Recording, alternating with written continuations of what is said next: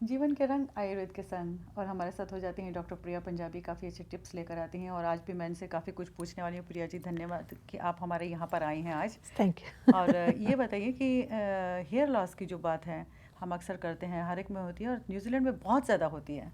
ऐसे बाल करो तो ऐसे बाल हाथ में आ जाते हैं।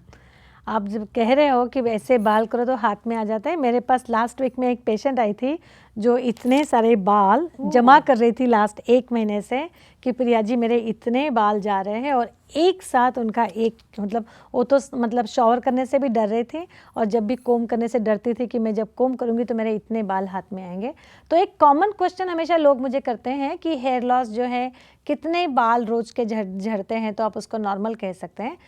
अगस्त आप ओवरऑल बॉडी में अपना आपका जो जैसे नाखून बढ़ते हैं तो हम नाखून काटते हैं, वैसे ही अगर आपके बाल रोज के 50 से 60-70 बाल तक अगर रोज का आपके झड़ते हैं तो वो नॉर्मल कहा जाता है, क्योंकि बालों की भी अपनी एक स्टेज होती है। जब वो मैच्योर हो जाते हैं, मैच्योर होने के बाद उनका जो पतन होता है वो नॉर्मल होता है। तो पक के गिर जाते हाँ, हैं। तो जैसे बाल भी पर्टिकुलर टाइम के बाद में वो गिरते हैं, लेकिन जब आप ओवरऑल देखेंगे कि आपका क्राउन जो है बहुत ही कम होता जा रहा है, और यहाँ तो कई बार लोगों में एलोपेशिया या चाई जिसे हम कहते हैं चत्ते पड़ जाते हैं। इतना अगर सीवियर आपका हेयर लॉस होता है तो बहुत ही सीरियस बात होती है। और आयुर्वेद में मैं कहूँ हेयर लॉस के ऊपर 100% रिजल्ट्स आज तक निजात हो चुके हैं। आप रिसर्च कीजिएगा, गूगल पे आप करेंगे तो आपको पता चलेगा कि हेयर लॉस के ऊपर बहुत अच्छे अच्छे रिसर्च हो गए हैं, और आयुर्वेदिक कुछ दवाइयाँ हैं जिन्होंने प्रूव कर चुके हैं कि ये दवाइयाँ हेयर लॉस के ऊपर रिजल्ट आती है। और हमने अपने 22 ईयर्स के प्रैक्टिस में हमने देखा है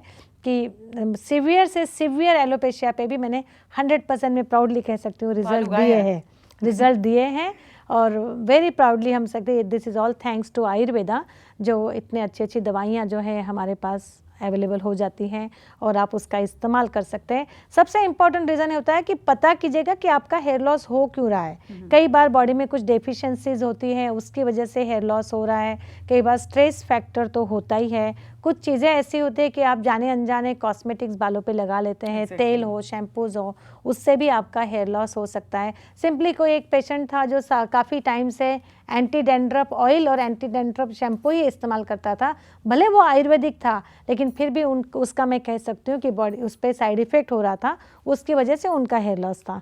तो बहुत ज़रूरी होता है कि आप क्या चीज़ें इस्तेमाल कर रहे हो, और न्यूट्रिशन पॉइंट ऑफ व्यू तो बहुत देखना पड़ता है कि कई बार आयरन डेफिशिएंसी अगर लॉन्ग स्टैंडिंग है तो उससे भी हेयर लॉस है। तो इंडिविजुअल आप एनालाइज करके देखिएगा कि आपका हेयर लॉस कौन से टाइप में आता है, और अकॉर्डिंगली जब आप आयुर्वेदिक प्रोग्राम हेयर लॉस का 90 डेज का ही रहता है, आप करते हैं, बहुत अच्छे रिजल्ट आते हैं। Thank you.